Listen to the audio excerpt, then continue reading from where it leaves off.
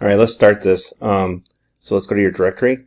So here it is, your directory. I have no game particle system at all. Let's go to Perforce. Here's Perforce, and you can see it's under your directory, game particles, and I'm going to do git revision, force. So it's going to get the latest of everything.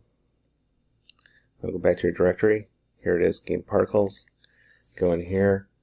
I hit clean just for safety's sake. Fire off the debug.